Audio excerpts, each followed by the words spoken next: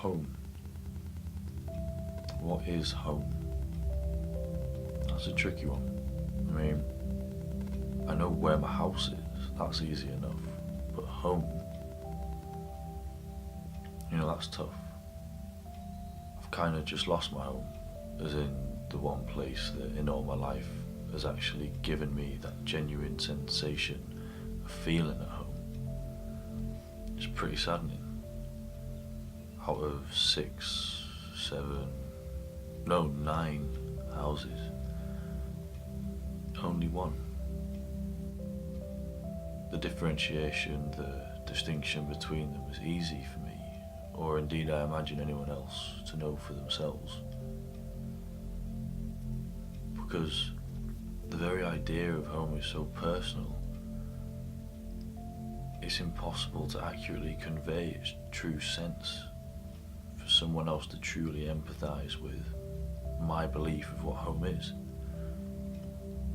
To talk of myself, my family house in Somerset is the only place that has had that bearing, because it was not so much a piece of soil as it was a piece of my soul in those foundations, due to the relationships I formed during that honestly tumultuous time and period of uphill struggle in my life.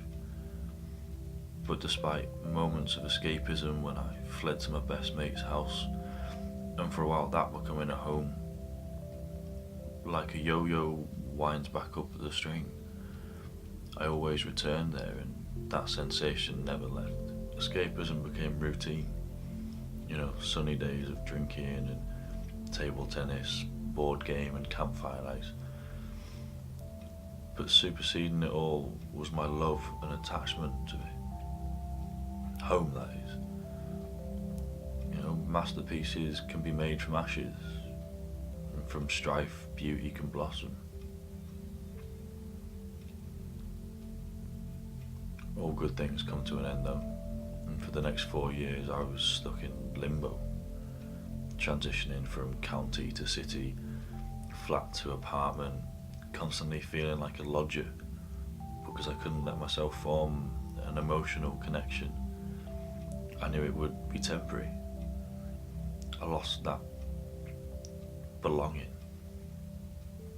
I wasn't even allowed blue tack posters on the wall for fear of damaging the plaster. Closest I got to that feeling of home was Salcombe. Spent 3 months living in idyllic countryside with an ex. I say it was the closest I got because in that bygone time we built something for ourselves and got our first taste of independence. It didn't subtract the knowledge that in the back of my mind it was not going to last, but at least I found a quantum of respite. After Salcombe came Surrey, which brought loneliness and mundane, monotonous routine, and least of all any sense of home. On to Rowie, and 3 years of retrogression to immaturity, where a house became little more than a self-storage unit, damn sight dearer than Big Yellow. The only saving graces were the friendships I built and the opportunities afforded me by living in London. Though my time was yet again fleeting, these manifested a new construct of home for me, one that transcended the physicality usually associated with it. Simultaneous to my final year, I moved back into the one place home had felt real. This time it was different. This time I felt like a foreigner.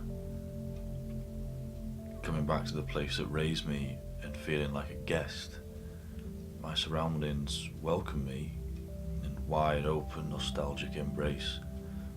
The autumnal panoramas, the recurring floods, determination to trek to the pub no matter the elements all helped me reevaluate my idea of home. I became cynical.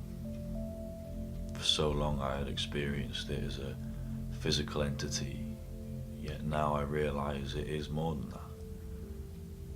It is fluid, something you take with you, all the comfort and safety I had impressed upon returning to it, I realise I can take with me. I don't need 4 brick walls to hide behind to unmask my private face.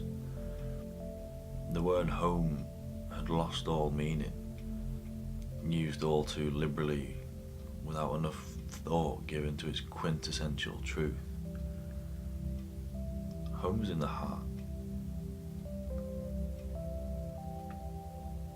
Home is in the heart.